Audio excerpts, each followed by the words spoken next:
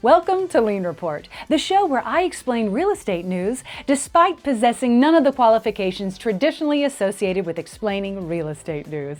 I'm Taylor. Let's get into it. The fewest buyers in history. Somehow that is good news. Roll with it. Redfin released a report this week with a headline that sounds like a real estate apocalypse.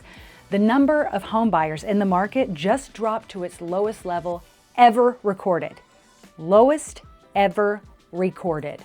That had a period after every single one, so really emphasize it. And yet somehow, stay with me, the buyers who did not quit are eating right now. Okay, listen, this is a metaphor that's going to pay off in a second when you're thinking buyers eating. What are you talking about? Follow me. Here's what happened. Buyers left the market. A lot of them. Not because all the homes sold, but because rates are high, prices are high, and the general vibe of buying a house in 2026 is a lot. But sellers did not leave at the same rate. So the gap between sellers and buyers just hit roughly 500,000 people. Y'all, there are 500,000 more people trying to sell a home than there are people trying to buy one. That is not a balanced market. That is a buyer's buffet. Do you get it? Eating, buyer's buffet. Here we go. And scene. Redfin senior economist Asad Khan put it plainly. Buyers are dropping out faster than sellers, giving the buyers who remain more options and more negotiating power.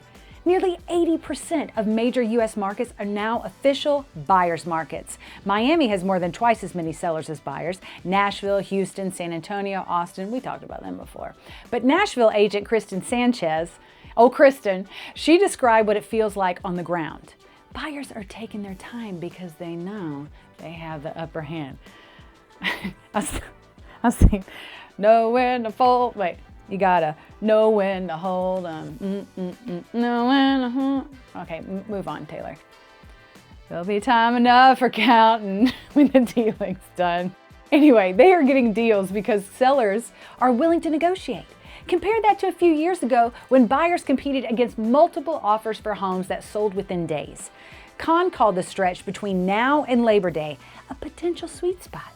Motivated sellers negotiating before the early fall rush brings buyers back. Everyone who left the market thinking they were protecting themselves handed their negotiating power to the people who stayed. That window closes when fall arrives and buyer activity picks back up. So listen, if you can move right now, this is your moment. Okay.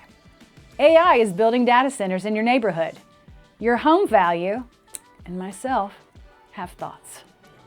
Every time you ask an AI chatbot something, somewhere a massive building full of servers processes that request.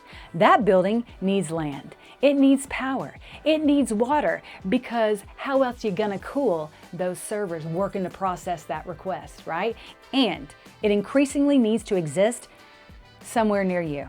The number of large data centers in the United States has increased more than 7-fold since 2018. 7-fold. They are not slowing down, they are speeding up. And here is where your home value enters the chat. Pun fully intended. The share of home sales happening within 5 miles of a large data center, the share of home sales happening within 5 miles of a large data center has more than doubled since 2018. Based on what is already in the construction pipeline, Realtor.com projects that roughly 1 in every 43 U.S. home sales could soon happen within 5 miles of a major facility. 1 in 43. That is not a niche real estate story anymore. That is your neighborhood. So, does a data center next door hurt your home value? Realtor.com chief economist Danielle Hale said the data so far is actually reassuring. But where'd she get that data? I feel that's like Chat-GPT or Claude being like, listen, it's cool. Wink, wink. Anyway, a new data center opening nearby was not associated with meaningfully higher or lower home values than similar neighborhoods that did not get one. You know, I'm gonna stop right here. Correlation does not equal causation. This is really early to be making these definitive statements. But she also said that the next wave of facilities are larger, more remote, and increasingly landing in lower income communities. Just like airports. The effects of that phase are harder to predict. Now here is what nobody is putting in the headline. Data centers bring construction jobs by the thousands and permanent technical jobs after that. They also drink an extraordinary amount of power and water, which means every community that gets one is about to have a very interesting conversation with its local government about what it is getting in return for hosting a building that exists to make the internet go. Y'all, please vote in your local elections. That's all I'm going to say. Move along, Taylor. Move along. Worth knowing before you buy. Worth asking about before you are surprised. Congress wants to give seniors $10,000 a year to stay in their homes. I like telling this story. This show talks a lot about first-time buyers, Gen Z, millennials, investors. We do not talk nearly enough about seniors. This week, we are fixing that. A bill called the Senior Accessible Housing Tax Credit Act got introduced this week. The proposal: homeowners age 60 and older could receive up to $10,000 per year in tax credits for qualifying home modifications. We're talking wheelchair ramps, widened doorways, chairlifts, grab bars, anything that helps someone stay safely in a home they have probably owned for decades and have absolutely no interest in leaving. Here is why this is a housing market story and not just a policy story. We cover the lock-in effect constantly. Older homeowners who want to stay put, but eventually cannot because the house just stops working for their body. A staircase that was fine at 55 could be a problem at 75.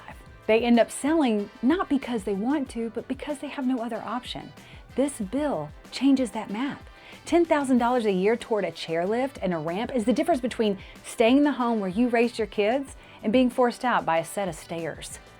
The bill has not passed, just so you know. It may not pass quickly, but it is the first serious proposal this year that looks at a 70-year-old homeowner and says, you know what? You built equity here. You paid your taxes, you stayed. Here's some help staying.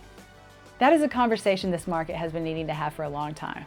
And they were very emotional about it in my brain when they were calling it out. Redfin put childcare on every listing. Finally. Redfin partnered with Winnie. Who's Winnie, you say? I didn't even know this, and I should. I have 4 kids. Winnie is the largest childcare marketplace in the country. Redfin partnered with them to add daycare and preschool information directly to every for sale listing on their platform. Distance from the home, reviews, financial aid, staff certifications, right there in the listing, while you're still in your pajamas deciding if the kitchen is big enough.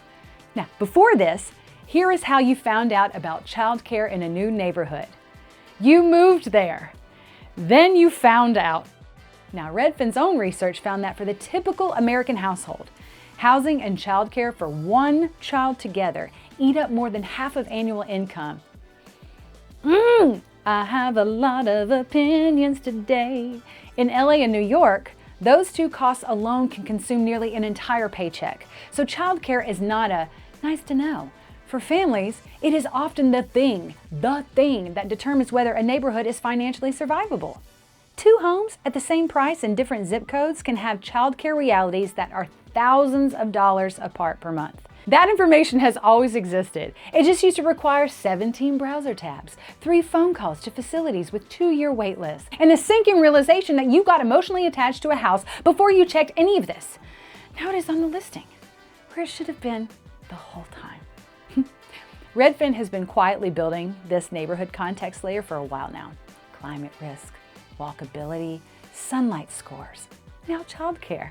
The listing is slowly becoming an answer to the real question, which is not how many bedrooms does this house have, but what is it actually like to live here? That's a better question. It took a while to get here. Complicated week. Lots of feelings about this week in the stories that were told. Every story had something real in it for somebody, and that is why we are here. I'm Taylor. This has been Lien Report, real estate news for everyone. See you next week. See you next week. See you next week. See you next week. Hey everybody, thanks for watching. And hey, for real, clearly I have an opinion about data centers, but what is your opinion? What do you think about where this is going? Do you understand what it means to build a data center in your neighborhood, especially for the water supply? Do you get it? Why don't you comment below? Please help me feel positive about this one. And listen, like, comment, subscribe. I really like knowing that I've got these people waiting for the next episode. Just do it. Just do it for me. Do me a solid. Will it really hurt you to get that notification that a new episode's come out? It's kind of neat, isn't it? Bye. Bye-bye. Bye-bye.